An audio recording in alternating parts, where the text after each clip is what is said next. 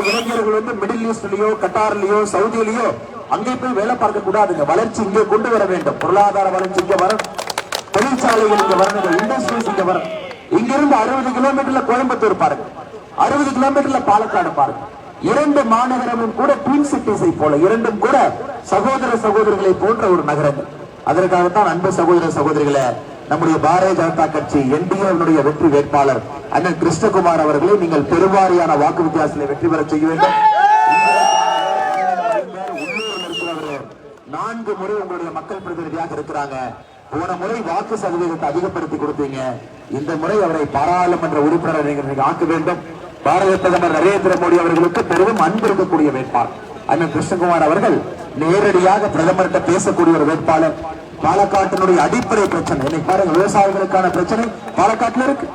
ஒரு சாதாரணமா மத்திய அரசு பணம் கொடுத்து அரிசியை வாங்க முயற்சிக்கிறாங்க. அதை கூட இங்க இருக்கக்கூடிய கம்யூனிஸ்ட் கட்சி அதை தடுத்து நிறுத்துறாங்க. ₹1.20 அரிசி வாங்குவதற்காக விலையை உயர்த்தினாலும் கூட அந்த பணத்தை கம்யூனிஸ்ட் கட்சிக்கு கொடுப்பதில்லை. சமீபத்தில் இங்கே பார்க்கின்றோம், கேரளாவில் விவசாய பெருமக்கள் தற்கொலை செய்து கொள்வதை முதலாக பார்த்தோம். இதெல்லாம் நம்ம நாட்டில் நடக்கவே கூடாது.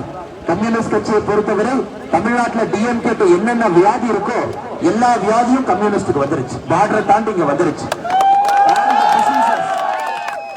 டிஎம்கே இருக்கிற எல்லா டிசீஸும் பார்டரை தாண்டி கம்யூனிஸ்ட் கட்சிக்கு அந்த டிசீஸ் வந்துருச்சு. ஃபேமிலி பாலிடிக்ஸ் டிசீஸ் வந்துருச்சு, கரப்ஷன் டிசீஸ் வந்துருச்சு. கோஆபரேட்டிவ் செக்டர்ல இருந்து எல்லா இடத்திலும் ஊழல் செய்து கொண்டிருக்கின்றார். அதனால் அருமை சகோதர சகோதரிகளே, இது 1950-60க்கான கம்யூனிஸ்ட் இல்ல. இந்த கம்யூனிஸ்ட் என்பது குடும்ப ஆட்சியாக மாறி இருக்கின்றார்.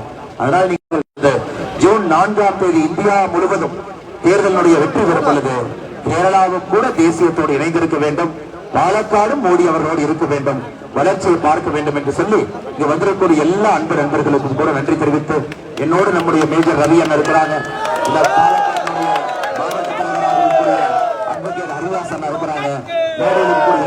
நன்றி தெரிவித்து அண்ணன் கிருஷ்ணகுமார் அவர்கள் மிக மிக எளிமையானவர்.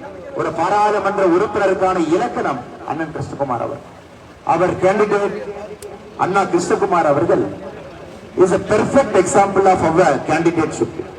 He is a 4-time municipal commissioner, son of the soil. He is completely rooted here. We humbly appeal to you to give him a chance. He is one person who can take Palakkad to a different height. Look at Coimbatore, that is 60 kilometers away. Look at Palakkad here. So all the industries have to come to Palakkad. We have to solve the farmers' problem. To do that, Krishnakumar Avargal is the right person. 2019 you increased his vote share. Now we request you to give him winning. So 2024 let Krishnakumar Anna be the winning candidate over the communist and over the Congress candidate. We will definitely work at the grassroots level. We thank all of you for your patience. நீங்க வந்திருக்கிற எல்லா நண்பர்களுக்கும் நன்றியை தெரிவித்துக் கொள்கின்றோம். நன்றி, வணக்கம். பாரத் மாதா கி.